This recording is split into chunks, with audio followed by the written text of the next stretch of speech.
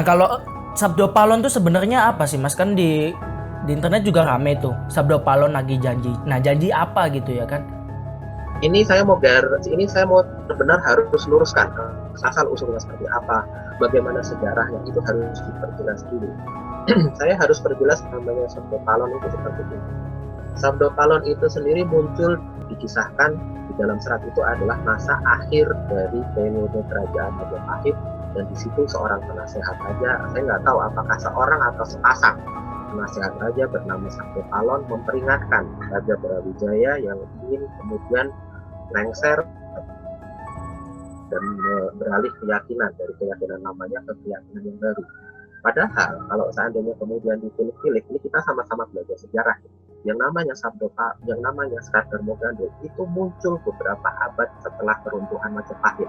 Jadi kalau misalnya ditarik sebuah garis, itu adalah sebuah karya atau sebuah novel spiritual yang muncul bertahun-tahun ketika kejadiannya sendiri sudah berlalu. Apakah itu disebut sejarah? Bisa jadi tidak. Bisa jadi itu hanyalah sebuah cerita yang kemudian dikembangkan oleh semangat untuk pencarian spiritual, semangat untuk pencarian jati diri, dan lain sebagainya. Kemudian kalau misalnya kita coba untuk masuk ke karakternya, kita coba bedah sosoknya. Sabdo Palon itu sendiri sebenarnya apa sih? Sabdo Palon itu sendiri disebut dengan seorang penasehat raja. Nah, kita coba ngomong tentang penasehat raja. Penasehat raja di zaman Majapahit itu banyak sekali. Ada yang namanya Eka Laya, ada yang namanya Pramudya, ada yang namanya Padmanaba. Itu semuanya banyak sekali. Tapi kalau mengenai nama Sabdo Palon sendiri, saya sih kok lebih merasa itu adalah sebuah karakter atau tokoh yang lebih dari sebuah nama, lebih pada sebuah nama yang merupakan predikat. Jadi bukan nama yang diberikan. Berarti itu Kalau orang-orang zaman dulu, ya sebuah predikat, sebuah gelar. Kalau misalnya seorang penasehat raja, kita lihat dulu pada zaman Majapahit dulu, seorang menjadi penasehat raja itu tidak gampang. Seorang penasehat raja itu diambil dari orang-orang yang memang disebut sebagai orang-orang yang kanugrahan atau orang-orang yang punya kelebihan dalam tanda kutip. Orang-orang kanugrahan itu apa sih tanda-tandanya? Mereka adalah orang-orang yang selamat dari bencana. Mereka adalah orang-orang yang pernah selamat dari kematian, atau mungkin bahkan bangkit dari kematian, dalam tanda kutip pernah mengalami mati suri, sehingga mereka punya kepekaan spiritual. Mereka adalah orang-orang yang selamat dari musibah. Nah, karakter-karakter ini kemudian diambil, kemudian orang-orang ini dididik secara khusus, dibiarkan buta huruf, tapi kemudian dididik secara spiritual. Kemudian mereka diseleksi, sampai kemudian hanya tersisa biasanya 2 orang. Pada zaman dinasti Sailendra atau dinasti Sanjaya, itu biasanya penasehat raja itu diambil sepasang. Satu yang dari Buddha, satu yang dari Hindu, dan pasti 2 orang. Satu untuk sebagai penasehat spiritual dan yang satu sebagai penasehat pemerintahan. Tetapi mereka dibiarkan buta huruf. Kenapa mereka dibiarkan buta huruf? Itu karena supaya mereka, pemikirannya, aspirasinya itu benar-benar mewakili suara dari orang kebanyakan. Itu mereka harus mewakili dari suara alam. Mereka harus mewakili dari suara rakyat. Itulah kenapa mereka disebut sebagai penasehat. Dan raja harus mendengarkan mereka. Nah, dari sini kemudian sisi spiritualnya muncul, sisi mistisnya muncul, bahwa mereka adalah suara alam, mereka adalah suara rakyat. Jadi kalau misalnya alam ini kemudian banyak dieksploitasi, rakyat itu banyak merasakan ketidakadilan, banyak kemudian terjadi penindasan di mana-mana manusia itu terjadi. Dan ketika itu muncul, maka manusia menginginkan muncul yang namanya seseorang yang bisa mengeluarkan mereka dari keterpuruk. Kalau menurut saya sih nggak salah, tapi kalau misalnya menyebut mereka sebagai Sabdo Palon harus hati-hati.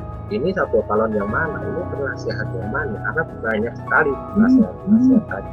Kalau misalnya kemarin pas erupsi Merapi, saat itu kan muncul foto yang menyerupai Semar ya kan. Nah, katanya itu yang disebut Sabdo Palon. Jadi menurut Mas Yus gimana itu?